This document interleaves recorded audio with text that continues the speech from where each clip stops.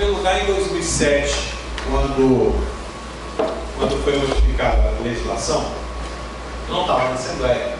Aí eu estava até sem mandato, né?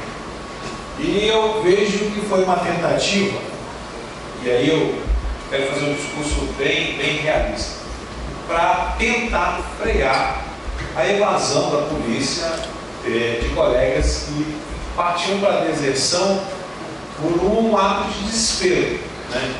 Uma coisa é você lutar com um cara que é traficante, ladrão, bandido, para poder voltar. Outra coisa é para você lutar por pessoas que não tinham problemas disciplinares nenhum, mas tinham problemas de família, salariais. Eu acho que ninguém pode ser privado porque buscou uma melhora para a sua família. E é diferente, né? Eu sou advogado, e eu quero aproveitar para justificar a ausência do Capoeira, que ele deve estar chegando agora no aeroporto, porque nós somos parceiros. Eu vou para um lado e ele vai para o outro. Hoje de manhã tinha uma reunião com o comandante-geral, eu falei, vai para a reunião, eu vou para uma lado e você chega. Mas deve estar desembarcando agora 2h45, né, Escorpião? Tem alguém esperando ele lá? E deve estar chegando ele para cá. Eu sou advogado criminalista lá na Escorpião, mas tem certos casos que eu não pego. Ah, o cara foi preso traficando droga. Meu amigo, não dá para mim não. Não dá. E esse não é o nosso problema. Então, dá um toque para a gente lá. Bem, primeiro, a deserção está calculada no artigo 187 do Código Penal Militar, e aí eu acho que todos nós sabemos de qual é salteado, né? O militar se ausentar por mais de 8 dias sem autorização de quem de direito. Vai lá, dá um toque aí. O que nos interessa. Vai. Bem, a Lei Complementar 95 de janeiro de 2007, e aí na época do comando, se não me engano, do Coronel Renato, através do governo do Estado, apresentou essa mudança no nosso Estatuto, que é a Lei 5.301, né? Acrescentando o artigo 200, estou na frente de vocês aqui, dá para ver? Né? Acrescentando o artigo 240A. O desertor comete ato atentatório à honra pessoal e ao decoro da classe. Isso não existia no Estatuto anterior, né? Parágrafo único. O prazo da submissão do militar ao PAD é de no máximo 5 anos da data em que ele for capturado, e está escrito desse jeito, ou se apresentar. Pode passar. E aí o 240B. Nos casos em que houver exoneração, o militar será submetido a PAD, sendo-lhe asseguradas as garantias constitucionais. E eu conheço uma exceção dos PADs, os PADs foram pro forma para excluir o desertor. Isso, ontem um colega me falou, Júlio, enquanto estava ouvindo uma pessoa, tanto o meu advogado como o presidente do PAD estavam fazendo desenho, nem prestou atenção no que falou, porque a ideia já era excluir, né? E o resultado dessa mudança, que passou pela Assembleia em 2007, modificou o nosso Estatuto, né? A alteração foi introduzida no Estatuto, tipificando a conduta administrativa como transgressão disciplinar tentatória ao decoro da classe, portanto, passível de submissão à PAD, independente do conceito do militar, ou na época, não era conceito, né? Era comportamento. Então, você assaltar um banco ou desertar, a pena é a mesma de exoneração. Essa é a regra geral que a lei colocou. Não adianta se eu estava no A50 ou se eu estava no ótimo comportamento. Se eu sou desertor, eu sou submetido à PAD e a pena é a mesma, independente de como eu era quando eu estava na PM ou no bombeiro. Vai lá. Bem, alguns colegas entraram na justiça, questionando se a modificação no Estatuto podia retroagir para aqueles que desertaram antes da mudança da lei. Ou seja, a lei pode retroagir para me prejudicar? A posição dominante dos tribunais de segunda instância é que, embora o crime de deserção tenha acontecido antes da mudança da lei, ele é um crime permanente. Ou seja, ele começou lá atrás, se prolonga ao longo do tempo e ele termina como eu me apresento. Ou seja, a posição do Tribunal de Justiça é que a exclusão é legítima por ser um crime permanente. Eu conversei com quase todos os juízes do Tribunal de Justiça Militar, e essa é a posição da maioria, né? Foi meu professor na faculdade, Fernando Galvão, que veio do Ministério Público, um cara que tem umas decisões até coerentes no Tribunal de Injustiça Militar, ele é até coerente. Ele falou: eu entendo que é crime permanente e a legítima exclusão. Vamos lá. Qual é a primeira sugestão de solução? Ora, se for uma mudança no nosso estatuto, o lógico seria você revogar essa mudança. É o mais lógico. Vamos voltar à situação em que era, onde o colega, quando se apresenta, eu vou fazer um PAD não pro forma, vou fazer um PAD para analisar como era a conduta desse militar, ele podendo ter uma sanção da mais leve até a mais gravosa, que era a exclusão. Vamos ver em que condição ele desertou, né? Só que nós temos um problema, né? Por se tratar de estatuto de servidor, no nosso caso, estatuto dos militares, a iniciativa de propor, segundo a Constituição do Estado, está ali, artigo 66, ela é privativa, de iniciativa do governador. Se o governador mandar para a Assembleia qualquer uma alteração do Estatuto, nós podemos emendá-la, mas nós não podemos iniciá-la. Então, esse é o primeiro problema que a gente encontrou. Dá mais um toque aí. Que é, então, se ali, organização matéria de iniciativa privativa do governador, a organização da Polícia Militar. Então, por esse lado, nós não temos como resolver, porque não é matéria que pode se iniciar do Legislativo. Dá mais um toque. Nós aí, então, estamos propondo esse texto. Aí eu vou pedir para distribuir, que aí vai depender de todos nós. É mais ou menos o texto que nós usamos na Emenda Constitucional 39 de 99, que reintroduziu os militares excluídos da greve no Corpo de Bombeiros. O texto seria o seguinte: é um acréscimo da ADCT, ou seja, nas disposições transitórias, né? Artigo 1º. E aí é para a gente discutir, viu, gente? Se tiver que piorar ou melhorar, a gente discute junto. Os militares estaduais demitidos da Polícia Militar ou do Corpo de Bombeiros Militar do Estado de Minas Gerais pela prática do crime de deserção após a Lei Complementar 95 de 17, não quer dizer só quem desertou depois, mas quem foi exonerado depois, né? Serão incluídos nos quadros do Corpo de Bombeiro Militar, assegurados a contagem do tempo de serviço no posto ou graduação anteriores ao ato administrativo de exoneração. Parágrafo único. Os efeitos dessa emenda aplicam-se aos militares estaduais, ainda no serviço ativo, que estejam tramitando no PAD, oriundos exclusivamente da transgressão administrativa disciplinar residual do crime de deserção.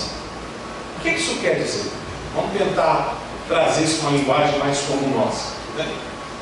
Quem foi excluído da Polícia Militar? Porque nós estamos aqui fazendo um questionamento que depois que a lei mudou, nós desertamos durante a vigência de uma regra e fomos punidos depois por outra regra. Não é essa a ideia original? Né? Então nós estamos propondo uma emenda constitucional que diz o seguinte, né? Quem desertou antes da mudança da lei, ou que foi exonerado depois dessa lei, independente do tempo, eu posso ter desertado em 2000, mas eu fui excluído depois com a regra nova, seria incluído no Corpo de Bombeiro. Estava aqui, até o tenente falou comigo assim: mas por que será que não poderia incluir esse pessoal no Corpo de Bombeiro? É a nossa ideia, né? Nossa ideia. E aí, seria como aconteceu com a gente. Quem foi excluído e era soldado, volta a soldado. Quem era excluído e era cabo, volta a ser cabo. Quem era excluído e era sargento, volta a ser sargento. Se eu tinha um quinquênio, eu vou ter um quinquênio. Ou seja, a sua carreira continua de onde ela parou.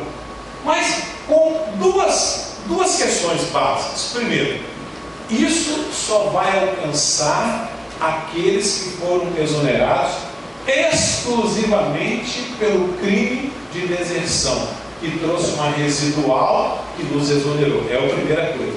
E o colega que ainda está na ativa. Nós temos colegas na ativa que o PAD está tramitando, está no governador, está no comandante-geral, e a gente vai reincluir quem foi excluído e aquele que foi excluído depois que essa PEC foi promulgada. Nós temos esse cuidado de dizer, olha, é uma economia processual. Se eu estou no PAD por causa da deserção, automaticamente eu vou para o corpo do bombeiro. O PAD perde o objeto, né? Vamos dar mais um toque aqui.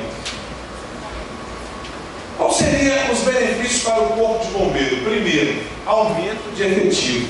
O Corpo de Bombeiros de Minas Gerais só está presente em 62 dos 853 municípios de Minas Gerais. Tem lugar que, se tiver um incêndio, o Corpo de Bombeiros só vai chegar para pegar a cinza, porque não dá tempo, porque é muito longe. Tem estrada que, se não é o bombeiro civil ou o anjo da guarda, o que quer que seja, esses grupos voluntários, não tem. Então o bombeiro precisa desesperadamente de efetivo. Quem está acompanhando o meu blog no Facebook, eu tenho falado isso sempre. O bombeiro precisa de efetivo. Segundo, a gente vai fazer uma reparação do efeito retroativo da lei complementar, que trouxe para a transgressão disciplinar os efeitos do crime. Ou seja, o crime pode ser permanente, mas a falta administrativa não é. Até porque o Estado só pode me punir administrativamente até 5 anos desse conhecimento. E terceiro, que é o que eu tenho usado como governador para defender essa tese. Nós temos a Copa das Confederações e a Copa do Mundo para acontecer. Nós teremos 400 militares falando inglês fluentemente.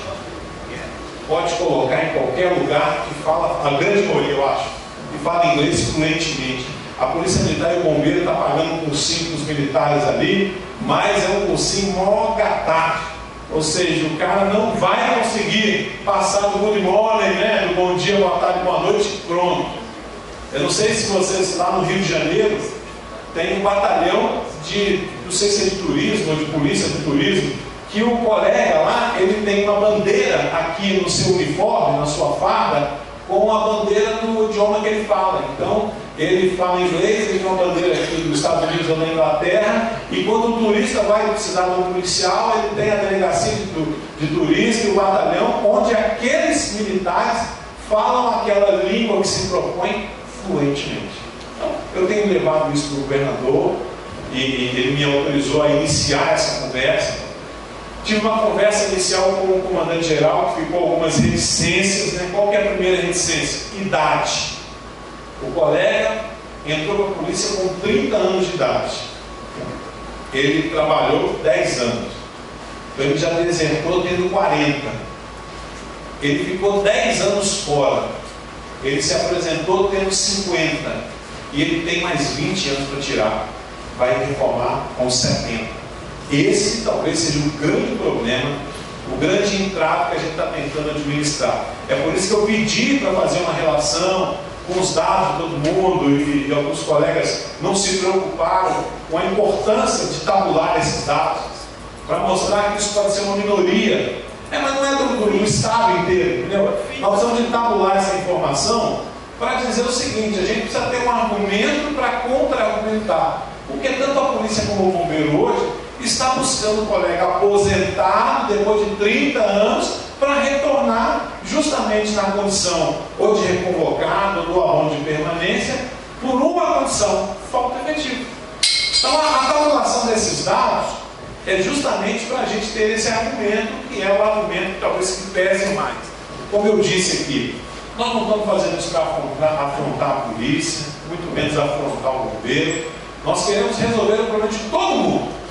Primeiro problema, nós queremos resolver da sociedade, que é o nosso patrão, e nós não temos efetivo suficiente para cumprir a necessidade da sociedade. Então, a primeira coisa que a gente quer atender é a sociedade. Segundo, nós vamos atender a instituição. A instituição precisa desesperadamente de efetivo.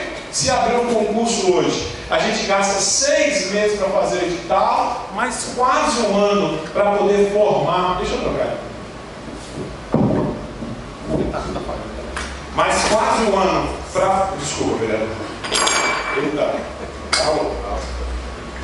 Isso, mas quase um ano para formar esse militar. Ou seja, se a gente tiver uma autorização governamental para efetivamente contratar alguém, nós só teremos esse militar pronto daqui a 1 ano e meio, coisa que a gente se resolve com uma atualização de todo mundo em um mês, como fizeram com a gente no Corpo de Bombeiros. Então a gente resolve o problema da sociedade, da instituição e também, não mais justo, do que é o nosso problema também de voltarmos para isso. Então, vamos lá. Agora, os desafios. Qual que é o primeiro desafio? Já que nós temos o problema do vício de iniciativa,